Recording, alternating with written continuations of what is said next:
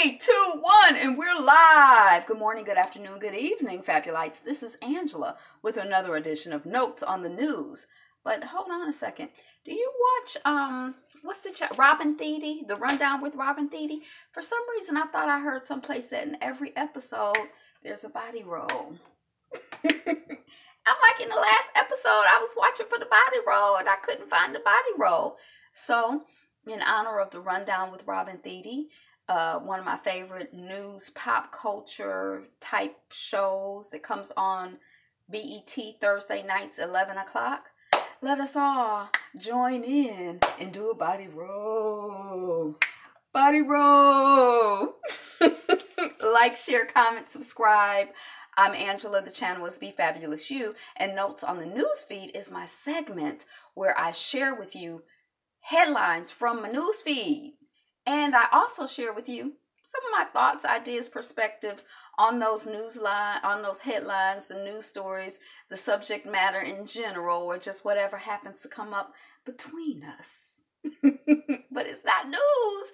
It's just my notes on the news. It's an opportunity for us to try to see the forest and not get caught up in the trees. I already said that. So let's proceed with the notes on the news feed.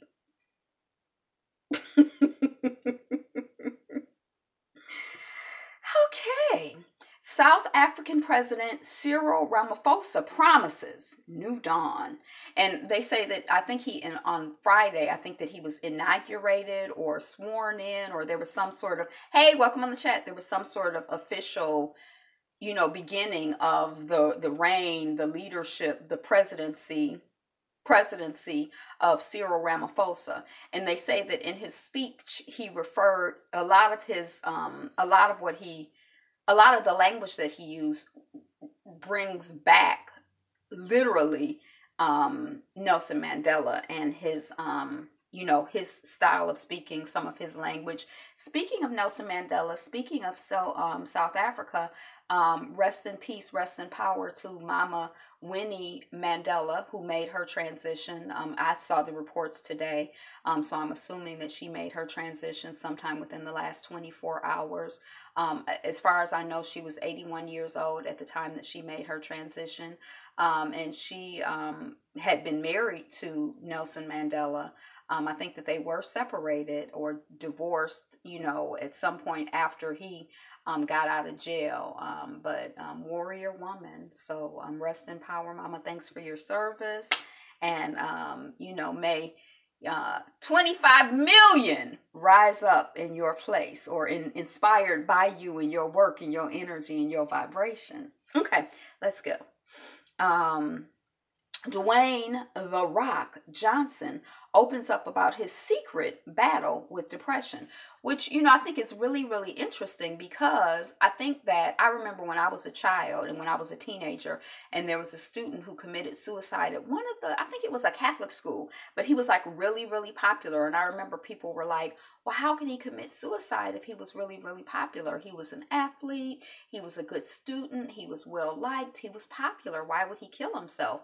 And I think that you can't tell to look at somebody from the outside, what they're dealing with and how they feel. And I've talked about this before, like in my Mary Kay work, you get trained to like spot the cute, oh, that's an attractive woman. Okay. Hey, you go and you meet and you are really wearing that outfit, or you are so gorgeous, or you have a great glow, or I love your earrings, just complimenting people. And it's been amazing to me how many people, my sense of them and my experience of them is very different from their sense of themselves or their experience of themselves. Because they're like, what? You think I'm attractive? What? Are we back? I just saw myself like just frozen on the screen. I don't know what happened and why. I'm just at the mercy of the Wi-Fi gods and goddesses, I guess. So, you can't tell what someone is going through to look at them. And so it never does, it never does anyone any service to envy anyone or be jealous of anyone or feel like someone has it all, because everybody has their struggles. And also it's always just, You know, not to say that when someone is experiencing depression, that kindness is the answer, but I just think that, you know, we can all afford to be kinder to one another. Because even though someone may look like, you know, they have it all together and like things are going well, you know, I feel like I receive and I welcome all positive energy. And, you know, I think that, you know, so I kind of appreciated that because, you know, there's all kinds of people out here who are struggling with all kinds of things. So, you know, it's I don't know if it's nice to hear that somebody is struggling, but he's human. He's human too. Even though, isn't he like the highest paid movie star or something out here? Even the highest. Well, shoot, you can look at Zero and see, you know, rich white man with property and power. You think he'd just be the happiest. He got the model that he think is beautiful. He has sex with all the porn stars he want to. He play golf as much as he want. I mean, what more could he want? And he just seems so miserable. I think he is miserable. I don't think it's an illusion. But anyway, so just more peace and love to all of us. London's murder rate has overtaken New York for the first time in modern history. So the murder rate in London is greater than the murder rate in New York. My question is the murder rate in London escalating?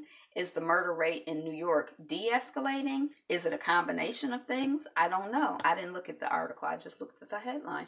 But those were the questions that I had. If I were to click on the article, that's what I'd be trying to understand and figure out. These 3D printed homes can be constructed for $4,000, and they might change the approach to underdeveloped housing. I'm like, what is underdeveloped housing? Is that like housing that's like janky? Like we just gonna put, you know, 4 walls and a roof up. It's underdeveloped, but it's better, you know, like a shanty. Maybe, you know, you got your tin roof. It's something, but it's underdeveloped. Or is it underdeveloped as in poor people? I didn't really understand the term. But anyway, $4,000 for a house. 3D printed. I've been following this 3D printing thing. I think it's like just amazing. Like I just conceptually, I'm like 3D printing. That's deep. And there's a guy here. He comes to Detroit, but he does stuff internationally. He does 3D printing. He'll do like they have like makers workshops, and he does presentations at his studio. He's a musician also. What's his name? Because I saw him on like YouTube or something. I can't think of it now. But it seemed like it's something black, but like maybe black in another language. But I don't know. Israel to send African migrants to West under new UN deal. I tell you, the way these headlines look about Israel, they like, get the Negroes out. The people are from the Sudan. I think they too black for them. They like, get the black people out. I don't know. Do they get migrants from other countries or immigrants from other countries? Are they trying to get rid of the non-black immigrants or just the black immigrants? I don't know the answer. I just have the questions. The questions. Jasmine Savoy, who I don't know, Jasmine Savoy Brown on For the People, which I guess is some TV show or something, on her role in For the People, colorism, and the Me Too movement. Now, one thing that I thought was interesting about this is that she said that when she was a little girl, she really struggles with her sense of herself as a beautiful woman. And she said that and I guess her role on this show or whatever, she plays someone who's beautiful. I clicked on the article, you know why, because the term colorism was in the title, and I'm like, ooh. At first I was like, oh, it's probably gonna be interesting. Then I'm like, it might be some bull. Let me see what's going on. But she said that as a child, when she was little, she felt beautiful because she didn't know better. And I'm like, maybe you don't feel beautiful now, or you struggle with feeling beautiful now because you don't know better. Maybe as a child, hey, welcome on the chat. Maybe as a child you did know better, and you just felt beautiful because you are beautiful. All of God's children are beautiful. So I thought that was interesting. And then she is, her mother is white. She was raised in a primarily white community. And so she was kind of talking about like issues of colorism and like, you know, when she auditions for roles, you know, a lot of times she says that she realizes and she understands that a lot of times she's going to get a role that I couldn't get because I'm too black. And she's, you know, light skinned and has the loosely curled hair. She don't have that tight, kinky, curly hair like me. So she says she understands that she, you know, she has light skin privilege, or she seems to have some sense of awareness of that. You know, I kind of wonder about, she said she experiences racism most in the black community and racism most in the white community and colorism most in the black community. But I wonder about, I guess by her mother being white, her mother just went where she was comfortable. But it seems like, hey, it's oh no, Myosha. Okay. Hi, Myosha. Welcome. But I wonder about her mother. And I guess as a mother, do you live your life for your children or do you live your life for your children? For you. Look, you see where I am. I'm like, do you live it for your children or do you live it for your children? Some people kind of feel like, look, I had my life first and the kids have to fit in. Some people feel like I had these kids, I chose to have them, so I have to form my life around them and make sure that they're taken care of.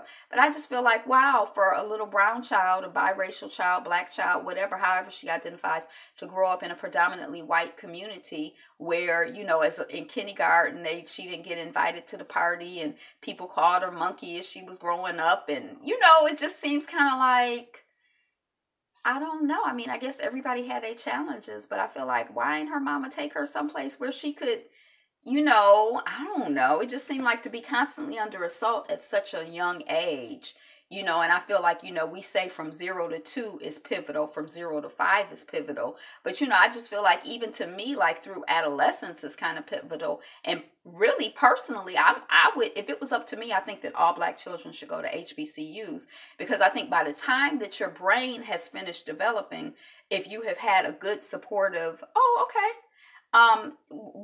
that's a whole conversation. If you've had a good supportive environment, then I feel like you have the tools and the self-confidence to like deal with all of the things in the world. I know a lot of people think, well, you know, I want my little 2-year-old, the world is hard and I want them to learn how to fight. But I don't know if I necessarily believe that. I think it's like either China or Japan or someplace in Asia where they really just kind of protect the children. Like they don't say no to them. They just, you know, and I think I kind of like have that mindset. I guess especially because as a college student, I remember meeting a lot of young people. Now, me growing up in Detroit, I had and growing up in the household I grew up in, I had a certain sense of myself where it's like, it ain't nobody out here that could do it better than me. You know, you might be as good, but you're not better. Hold on now. But meeting all of these extraordinary young people who had been taken as junior high students and put into an all-white environment, and it's sort of like I think the hostility that they experience really seemed to affect their sense of self. And their sense of self is like powerful and wonderful and like strong. You know, it was something in a lot of those kids who went through a better chance and prep for prep, to me, that felt, I don't know. It was like, it seemed like it had eroded their sense of self, their sense of confidence, their sense of power, you know, and they were like obviously smart, talented, you know, people, obviously. So Jasmine Savoy Brown, I don't know her and I don't know for the people, but I thought it was an interesting piece. The average wedding cost in America is over $30,000, and it varies by location. So, for example, if you're in New York, it might be $50,000 or $60,000. And I think that I'm probably just very backwards or something, because I'm like, $30,000? That could be a nice down payment on a house or an investment property for your relationship. I'm like, that could be a good travel fund. $30,000. Now, my first time that I got married, I went to the Justice of the Peace, and then we went out to, B. Smith had a restaurant in New York, so we went and we ate there. That was my favorite place at the time. And then someone treated us to a night at the Waldorf Astoria, and I was not impressed.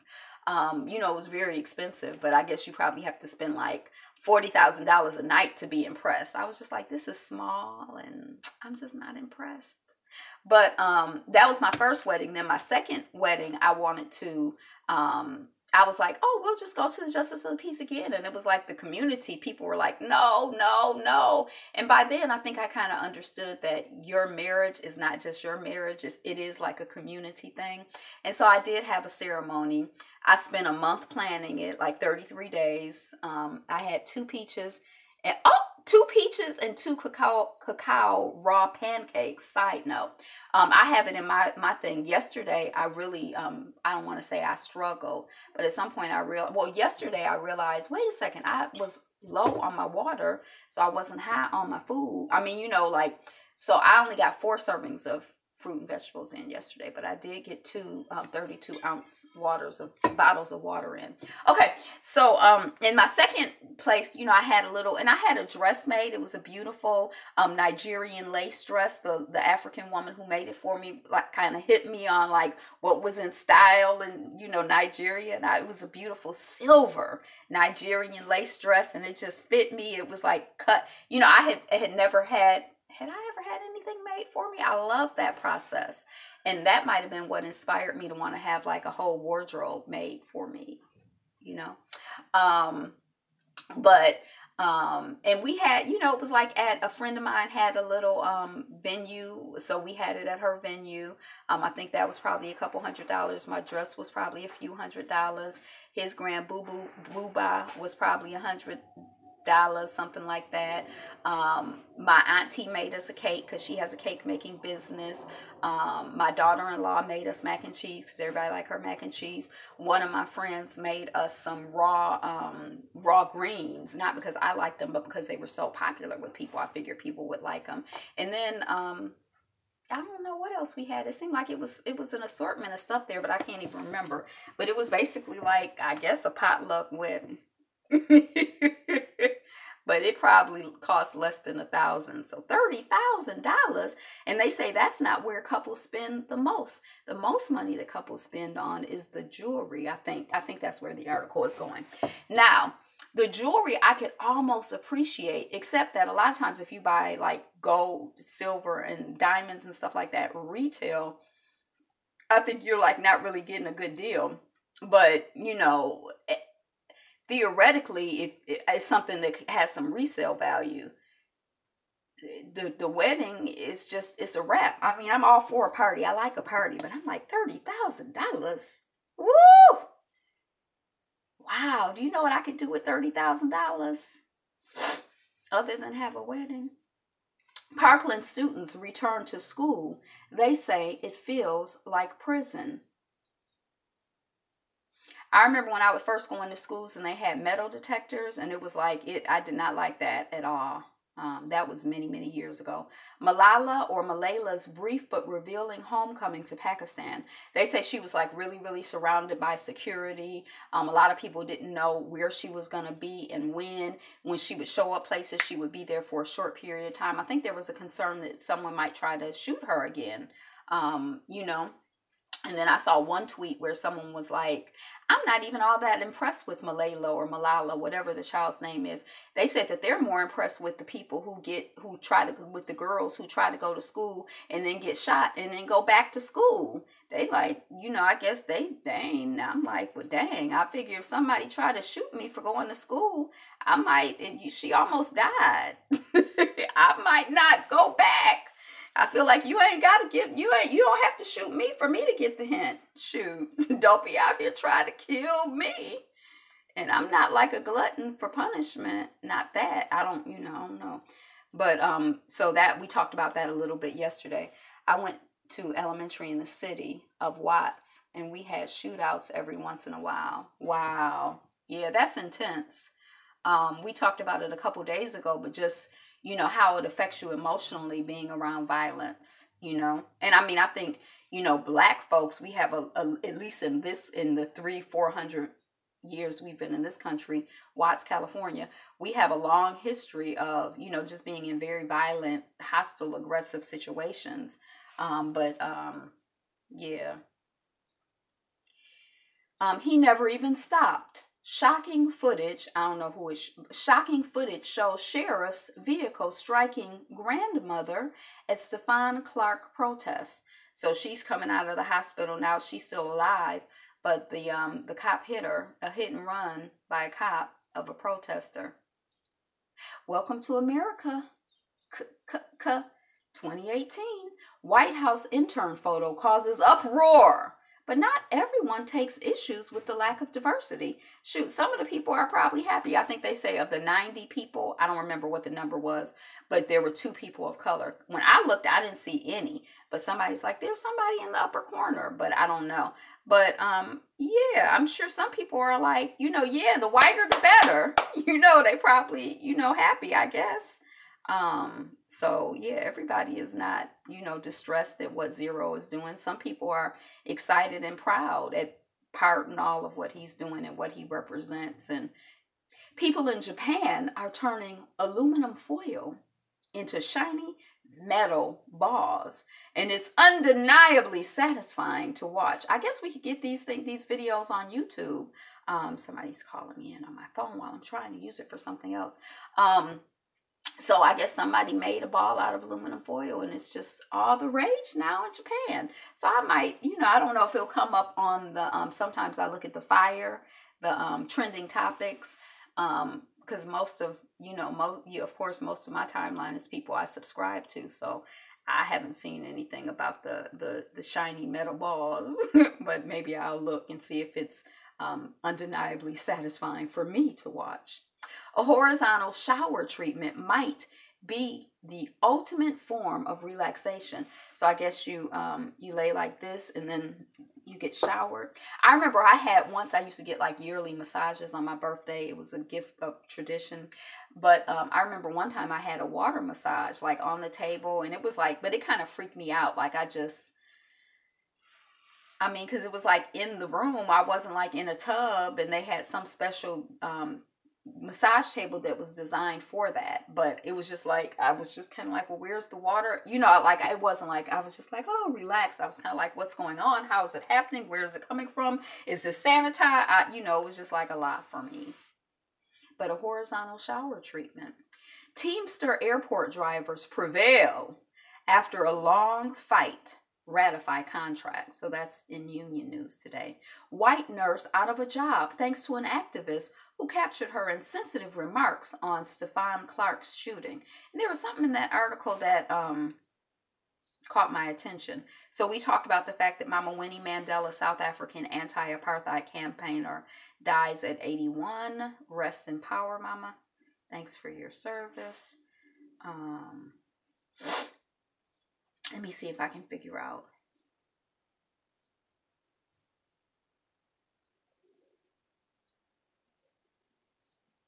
She said, can we protest the deaths of all the people shot by black people too? Sure. Is anybody stopping you from protesting? Yeah, but he was running from the police and jumping over fences and breaking into people's houses. Why run? He deserved it for being stupid. I don't know what it was about. It was something in here other than, so anyway, I don't remember what it was. It don't even look like I clicked that article. Descendants of Black Cherokee Indians are being denied tribal rights. So they're talking about, this article was kind of talking about the Trail of Tears and, how black folks were a part of that as well. I don't know much about that history. I'm not so familiar with it.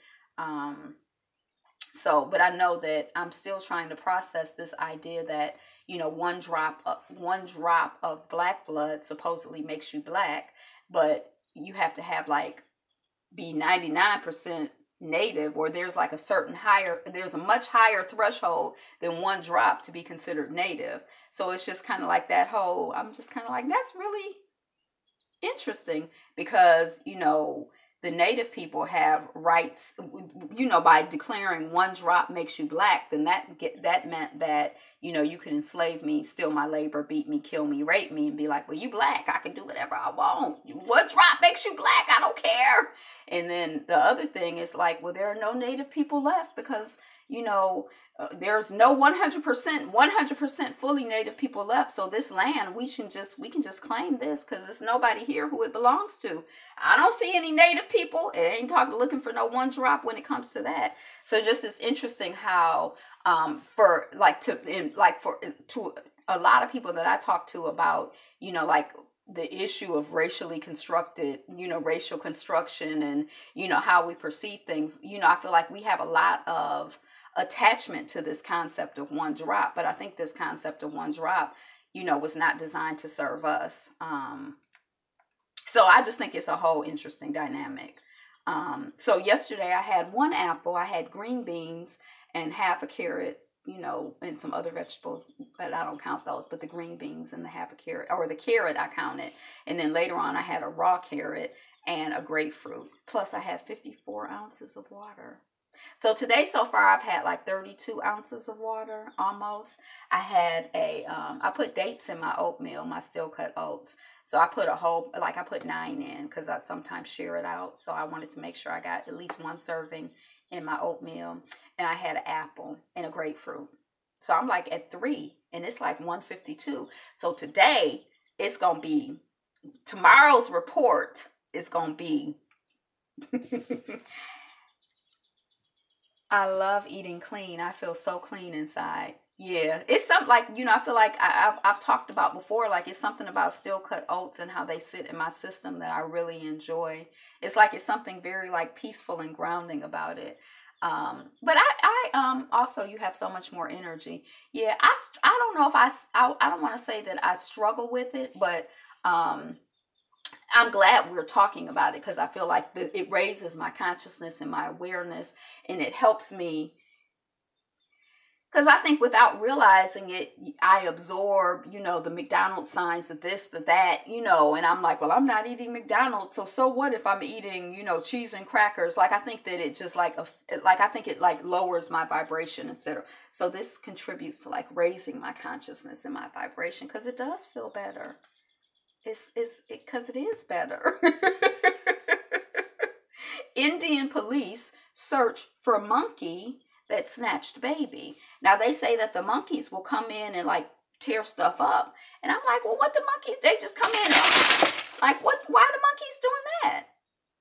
Maybe they're just mischievous, or I don't know. But that seemed weird to me. But they say the monkey took the baby, and that's very unusual. The baby was found suffocated. They think perhaps that the baby fell out of the monkey's hands and then drowned, or in the water. I can't remember, but rest in peace to the baby. I'm sorry, I don't know your name, child.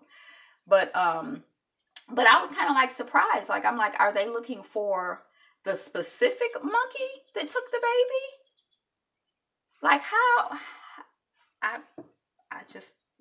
So I did read the article because it said that they searched for a monkey that snatched baby. So I'm like, how they gonna find the monkey? But the article was just talking about kind of what had happened. So I don't know. I don't know. So yeah. But we were talking yesterday about, how the animals, might be, upset and protesting. I don't know. If I was a different type of animal, I'd be upset and protesting too, I think. How Amsterdam is reducing child obesity. So I was surprised because the article, when I think of Amsterdam, I don't think of black or brown people, but the article, when I clicked on it, it had like a black boy, like unambiguously black as the head, like as the lead image. So that kind of surprised me. And their obesity rate has gone down. Look at the baby boy. He doing sit-ups. Can you see him? Go, baby, go. Our rising childhood obesity rates are rising in many parts of the world. I was kind of surprised to hear that, but I guess that this unclean eating is just, but in Amsterdam, they're falling. The city's healthy weight program has seen a 12% drop in overweight and obese children. Go, shouts the instructor. And the boy throws himself forward to do sit-ups, then jumps up and runs to the end of the gym and back again. He's breathing fast. His heart is pumping. The 9-year-old is smiling. I just thought that was a beautiful image. Working hard and having fun. He's also a part of Amsterdam's efforts to improve the health of its children. At the back of the gym, his mother is sitting with other parents watching the fitness class. He's really happy, and this is a 9-year-old. He's doing something to improve his health. I don't know if the 9-year-old is happy because he's doing something to improve himself. It just feels good.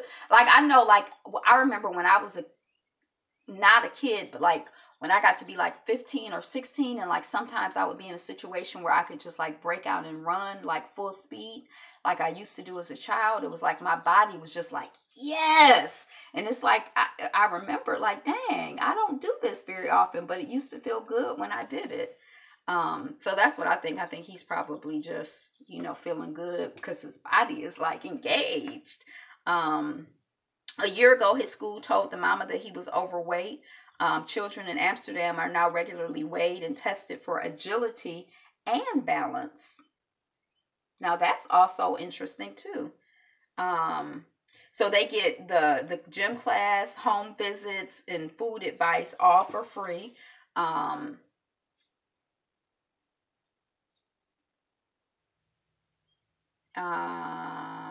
They were talking about snacking on unhealthy foods and playing computer games contributed. But what it reminded me of is that for those of us who work at home, or for those of us who work at desk, like, you know, just to encourage us to, like, you know, set a timer for 45 minutes. And when your timer goes off, get up, stretch, walk around, go to the front door or somewhere and get some fresh air.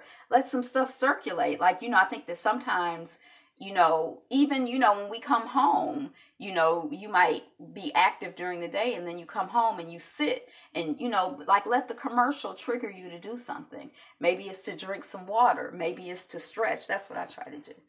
I drink water or stretch if I can pay attention. But, you know, like just, you know, break up that being sedentary, just sitting. Let's break it up, you know.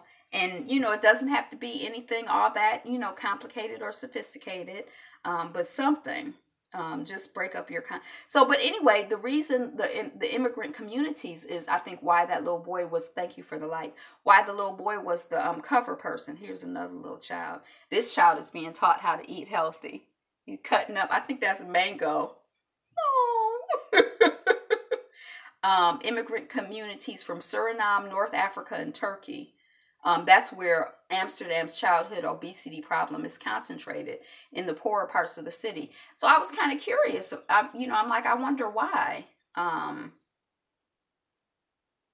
Between 2012 and 2015, the overweight rate fell from 21 to 18.5%.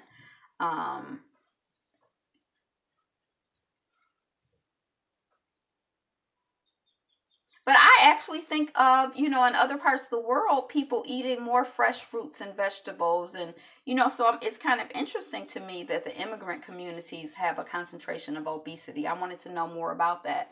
I don't know if it's because they're out of the context that they're used to. And so maybe they're eating more. I don't know. I was just kind of surprised by that. But, oh, look at this. The highest rate of obesity are shown in red. I thought this was fascinating, followed by orange and yellow. Now, you know, just like when you look at a pic, like, I don't know if you do this. When I look at a group picture, if I'm in the picture, I usually look at myself first. So I looked at America first, interestingly enough. You see all that red over there? That's obesity. And then look at how the African continent is. Green and blue means fewer than 5% of the young population is obese. Do you see where all that concentration of in Africa? That was really fascinating to me. And then this is the highest rates of obesity are shown in red, followed by orange and yellow and green. So again, the same dynamic on this map. You know, America is in the red, and the African continent, not the country, but the continent. And see, yeah, it's green.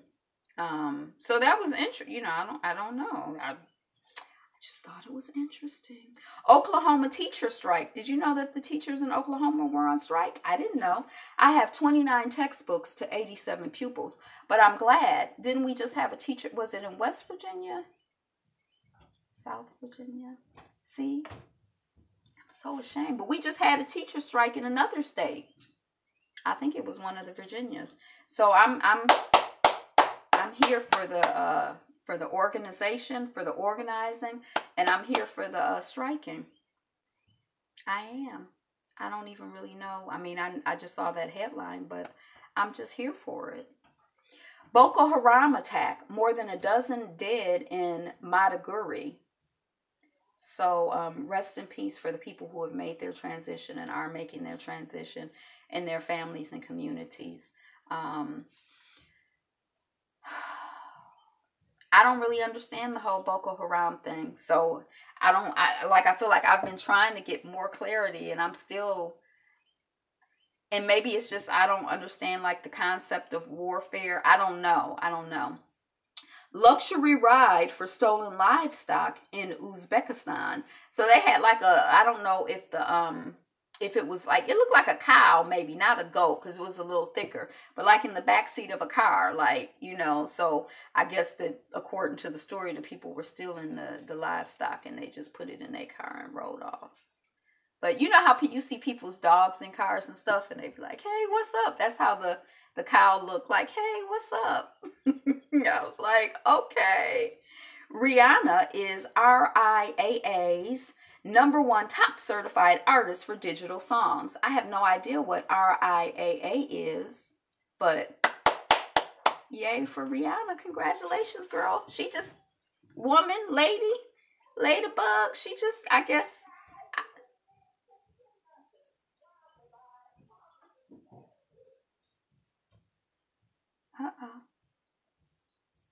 I don't know what's going on. I might have to leave in an emergency. I'll keep my good ear on things.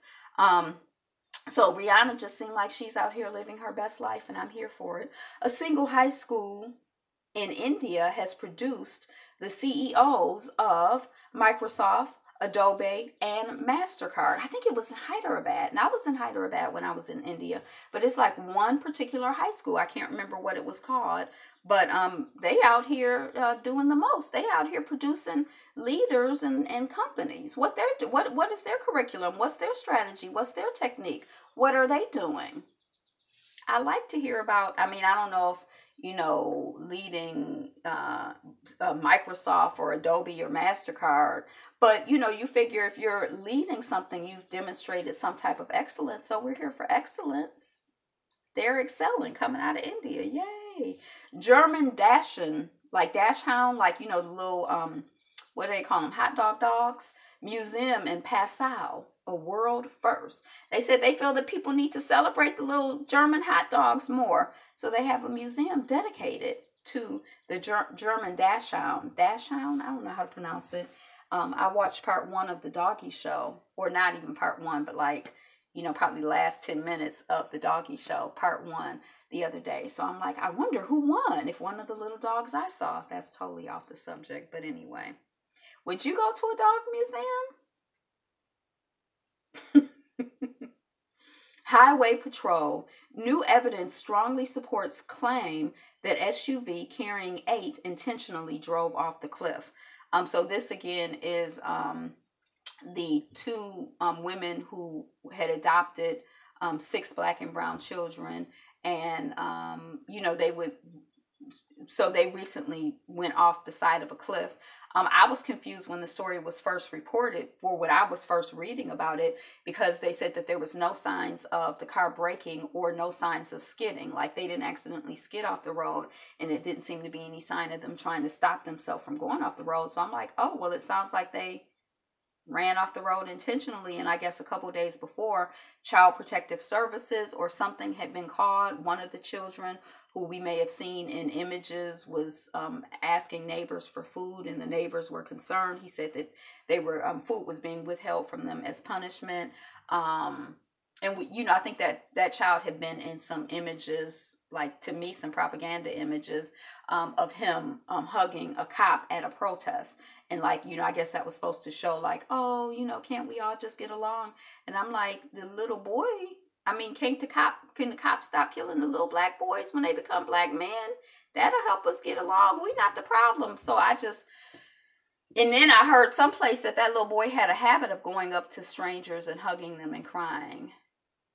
So that was kind of disturbing. I don't know if that's true or not, but when I saw the story, I thought that they had intentionally, done it, but I don't know. But now they're saying, the evidence strongly supports the claim. What I'm kind of confused about is that I think the two mothers, the white lesbian women who had adopted the children, I think they were adopted. They might have been foster, but I think they were adopted.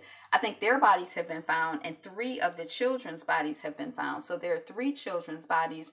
I'm like, so were the children in the car with them? Did something happen to the children before those people got into the car? Like, the whole thing is just, but anyway, Highway Patrol says that, it looks like I guess I can't say that I already knew, because I don't know, but I just figured that they had intentionally gone off the side of the road. Putin's $19,200 rent-a-mobs. Emails show Russia uses paid thugs and email hackers to sow dissent and chaos abroad. So I guess for like $20,000, you can get a rent-a-mob, like people to come and break up a protest and be like, oh, let's organize Black Lives Matter protests. And then they have some people come in and be like, we're against Black Lives Matter. But they might be a rent-a-mob for like $20,000. That's my concern with the Black movement, because they retaliate against the least of us, like orphans, homeless, and our sick. We really should be more strategic. And my question is, I guess, I don't believe, intellectually, I don't believe that we are powerless. I don't believe that anyone is ever powerless. But I do feel there's a sense of powerlessness. Like, I feel like we're at their mercy. Like, what should we do? What can we do? What's the answer? Do you know what we can do? How can we protect? We can't protect the men. How can we protect the children? I mean, I just kind of feel like, I don't know. I don't know. I keep going back to, I know that there is a solution. I know that there is an answer. I know if there's a question, there's an answer. So we have to keep asking questions, and we have to be receptive to the answers. And I know that if there's a question, there's an answer. If there's a problem, there's a solution. I get the concept, but girl, I don't know.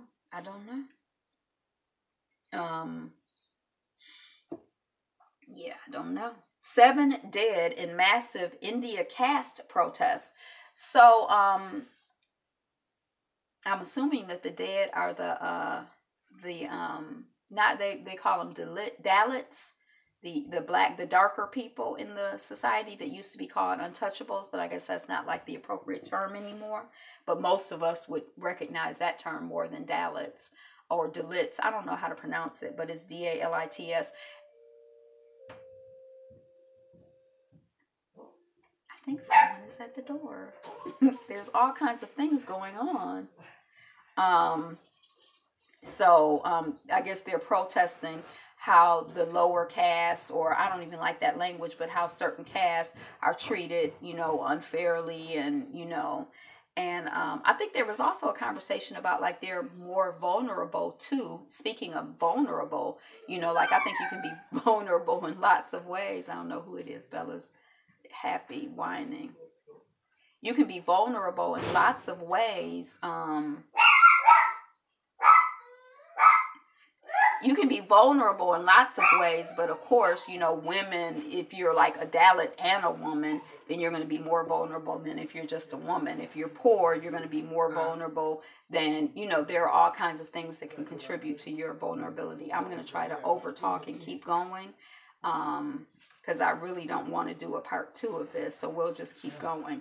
The toughest foot race on Earth covers 160 miles through the Sahara Desert in 6 days. Here's what it's like. So that's amazing. 160 miles through the Sahara Desert in 6 days. I think they say that that's like basically a marathon a day. I don't even want to do a marathon, let alone the toughest foot race on Earth. But yeah, there are people out here doing it. So if you're interested in something like that, check that out. SpaceX's biggest rival has a genius plan to cut its rocket launch costs by more than 70%. So I think I've been noticing SpaceX, but this is the first time that I ever clicked on an article. So there is a movement going on where companies are developing the means to take people into space, to go into space. Like, I guess that's just like a thing now. And I didn't even really realize that was going on. We've been talking about the fact that certain information has been declassified. So we're now hearing, I think last week we heard about 2 commercial pilots who talked about seeing unidentified flying objects, UFOs. And a week or so before that, we heard about people in the Navy or the military who had talked about seeing unidentified flying objects. So this information is being declassified. So I guess this whole conversation about humanity being in space, like more as like a not something from movies, but something from real life, is becoming, you know, more of a thing. Like, there are companies who are developing systems to take people and things into space, and not just like, you know, spacecrafts or whatever. Hey, Miss Bella. Folks have questions about how Charlize Theron is raising her adopted son. I didn't realize that she was from South Africa. I had heard something about how the boy is wearing dresses, or that he's been seen out wearing dresses and tutus or whatever. And people feel like she's adopted this black South African boy, and that she is, hey, coming through as a show of support. Keep being you and enjoy the rest of your day. C'est tout, c'est ta. I don't know how to say it, but c'est la vie, c'est la vie. Thank you. Have a great day, sis. So, you know, I didn't really know what was going on, but I heard that people were kind of like, she's trying to, you know, humiliate this boy. She's trying to demasculate the boy. She's trying to, like, attack, you know, again, vulnerable black children. She out here making this child look foolish. And then somewhere in the article I read that he keeps wanting to wear dresses. Now, I don't know what's going on. And, you know, I guess when you feel like you're under attack, it's like, it's sort of hard to, sometimes it's really hard to know what is going on. So I know sometimes, like, as a woman, you know, you have, as a black woman, you have certain inner, hey, Rowdy Chica, good afternoon. Good afternoon to you too. Goodbye. Sometimes you have interactions with people and you're like, I don't know. Is that person just a butthole? Are they acting that way because I'm black? Are they acting that way because I'm a woman? Why are they acting that way? You know, like, you don't really know what do I attribute this behavior to? It could be a combination of things. It could be none of those things. They might have cramps and just be acting that way because, you know, they feel bad. You don't know. So it's like when you see the little boy, I think that there's like, we feel like we're under so much attack that it's like, how do you even get an answer to what's really going on? And there could be so many things going on. So I don't know. What do y'all think about that whole Charlize Theron? I think she's an actress. And I think, is it Theron? I don't know how to say her name. Spain, Catalonia. Puigdemont speaks out after arrest in Germany. So again, the Spanish people, they tried to vote for the freedom when they was getting the ballot boxes together. The government was trying to get the Spanish government was trying to get the ballot boxes, and they was hiding the ballot boxes. It was a whole bunch of drama. They had the vote. They say they got free. Then the Spanish government is like, no, you can't be free. This is my very terrible summary of the situation.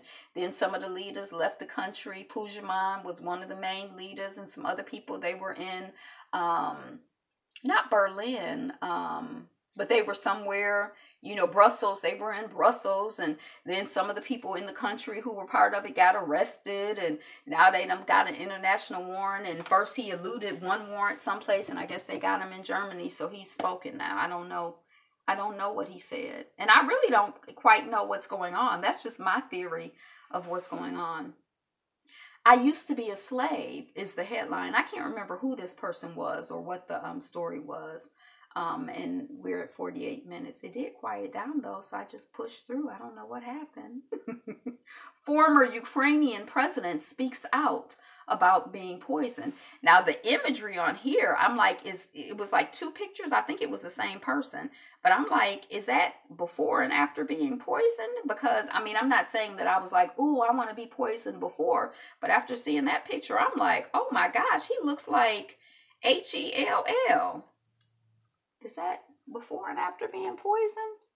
Is that the same person? I think that's the same person. Is that the same person? Okay. But anyway, when you look at it historically, independence is rarely achieved through peaceful and democratic means. Sad but true. Right. Is it ever achieved through democratic and peaceful means?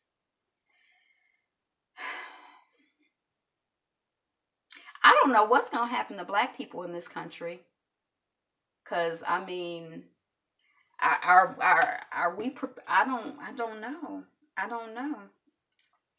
When I look at something like, you know, the Haitian Revolution, at first, I guess when I realized that that was 10 years, that was rather awesome to me. Because I feel like, you know, I don't think that your whole life is too long to fight for your freedom and your dignity and your self-respect. I think, you know, your whole life is, that's what else are you fighting for if not that? Your children, your parents, your community, freedom, love, all of that stuff. But I'm just saying, but 10 years is a long time. So I think the Haitian Revolution was like 10 or 11 years. And I'm like, and I think some of those people had studied warfare. I mean, like, I don't even, like, it's very difficult for me to conceive black folks. I don't even know how to conceive, but I don't have any military context or understanding of any of that type of thing. I just know how to resist personally. Like, I'm very resistant. Some people say I'm contrary. I remember somebody with my first husband, he was like, "You're very contrary." I'm like, "No, I'm not. I mean, yes, I am." Like, it was like, I am contrary. That's all I know how to do. How to organize a people to get free and be free and stay free. I don't know. Because even in Haiti, you figure we got free, but then what happened? How I still just don't understand how the French people came and said, after we done fought for 10 years and got free, I would think that there ain't nothing you could say to me, like, well, if you don't give me this money, we gonna come in here. I'd be like, bring it on. I fought for 10 years. I'll fight for 10 more. But maybe we were worn out after the I don't know how France managed to, or I don't know how that happened. I need to study that whole thing because it just trips me out. Because I know, yeah, I don't know. Yeah. Kashmir, 20 dead and 70 wounded in fierce clashes. Now, Kashmir, I think, has something to do with Pakistan and India, but I'm not really clear. So I guess before I say anything else, and I really don't have much to say other than, you know, rest in peace to the 20 people who made their transition during this clash, and are making their transitions, and to their families and communities and all of that. It's just like, it's a whole bunch of fighting and stuff going on in the world. Is that normal? We got to grow up as people, as humanity. Like, why we always, like, if my house always had, exactly, but it was 10 or 11 years very well spent, and investment in liberation yields the most copious benefits. But then how come they came in and said, y'all got to pay us half of, and we just got finished paying them back in 19, and now the country is impoverished. How come we didn't fight that? How do, that's what I want to understand. I probably need to, like, that's why I need to go. I don't know if I'm going to understand that by going to Haiti. But Hill Street Blues creator Stephen Bako dies at 74.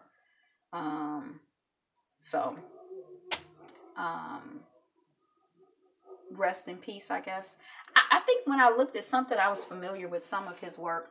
I'm leaning more toward Hebrew way of the Bible, but I reject Christianity as far as black solution.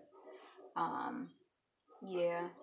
Well, one thing that I do know is, I've read a couple of essays that say that the initiation and the spark, and like right at the beginning and the foundation of the Haitian Revolution was African spirituality, and that, you know, some reading was done, and it was told, this is the time to start, and this is what we got to do, and that was as important a part of the battle as the actual battle.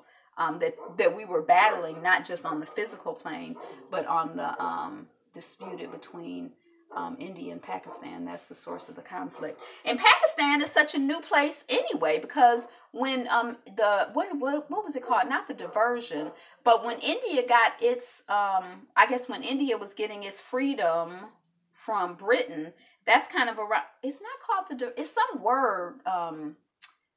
at that time in history when India was getting its freedom from Britain, and that's when Pakistan kind of broke off. So, I mean, all of that is like, how old is Israel? It seems like it's all around the same, you know, age period. In the, I guess the Pakistani thing, my sense of it is that, you know, there was a concern for their safety in terms of their spiritual and religious beliefs. So that's all I have for the notes on the news. We did talk a little bit about you know, our food, what was going on with that. And I also just wanted to extend the invitation to all of us, you know, to think about the things that we're grateful for. If you want to share the things that you're grateful for at this moment and today, this is a prime opportunity. We receive that good news. We welcome that good news. We celebrate that good news, whether it's personal, community, collective, family, success, you know, some things that are going well, some things that you're excited about, questions, things of that nature. Look, the people are back in the back, so maybe, you know, we might have to get off and put it on the comments, because I'm like, who is it? I need to socialize. So yeah, today, you know, I'm grateful for my breath. I had a walk today. You know, you all are here. We're in community such that it is. We have our minds. We can see, we can hear. We got these devices that are helping us to connect and communicate. We got a little stimulation. And the most important thing is today is the best day ever. I'm grateful for connection with the good people like you, whether offline or online. Yes. Hallelujah. So we celebrate that. We acknowledge that. And we magnify that. So today is the best day ever. Be you. Be fabulous. Be fabulous you. Peace.